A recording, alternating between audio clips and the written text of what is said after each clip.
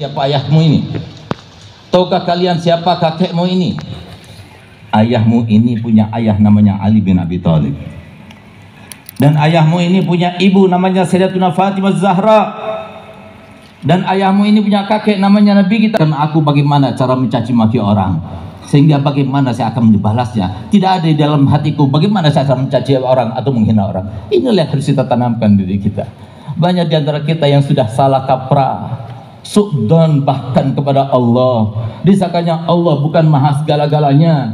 Disangkanya Allah diam ketika Jaddana Sayyidina Husain, ketika dipenggal kepalanya satu melawan 3.000 orang. Sehingga pada saat itu dengan sendirinya, hanya sendirian, beliau melawan kepada mereka semua tanpa mundur sama sekali, tanpa memberikan sebuah pilihan-pilihan yang lainnya yang sudah disodorkan oleh mereka.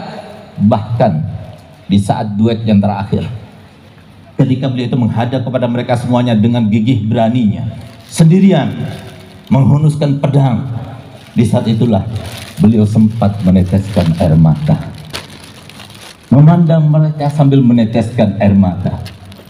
Sayyidatuna Zainab, saudara perempuan beliau, yang juga putri daripada Sayyidatuna Fatimah Zahra, melihat kakandanya dalam keadaan menangis, maka beliau keluar mendekat pada Husain. Ya Husain, engkau adalah putra Imam Ali, engkau adalah putra daripada Fatimah Zahra, engkau menangis di depan mereka, engkau takut pada kematian, engkau takut pada kebatilan.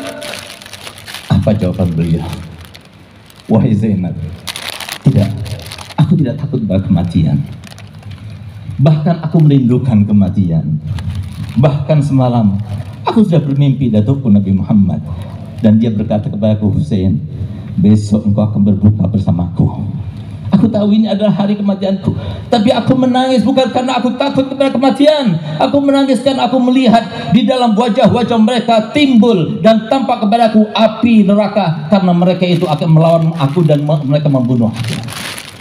Coba lihat bagaimana rahmahnya. Sesuai dengan rahmahnya Nabi kita Muhammad, apakah Allah Ta'ala tidak melihat ketika Nabi kita Muhammad SAW berdakwah di Taif dalam keadaan berdarah-darah, dilempar dengan segala macam apa yang bisa dilempar, dengan batu, bahkan dengan besi dikatakan.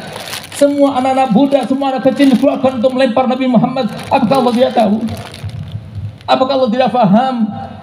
Apa kita sudah lupa bahwasanya Nabi kita Muhammad telah bersabda bahwasanya asyadun nasi bala'an al-anbiya summal ulama summal amsal fal amsal. Tambah berat ujiannya, tambah disayang sama Allah. Tambah berat cobaannya, tambah dekat kepada Allah. Subhanallah. Begitu Nabi Muhammad sudah mendapatkan tempat yang aman, justru malaikat Jibril yang tidak kuat. Beliau datang dengan geramnya dan berkata kepada Nabi Muhammad, "Ya Rasulullah, doakan mereka. Sekarang aku diperintahkan Allah Ta'ala untuk memberikan pilihan kepadamu. Kalau engkau mau tempat mereka berpijak, aku akan angkat seperti aku lakukan pada kaum Lut, lalu sampai ke tengah langit aku akan kembalikan dalam keadaan terbalik. Kalau engkau mau, 2 malaikat yang menjaga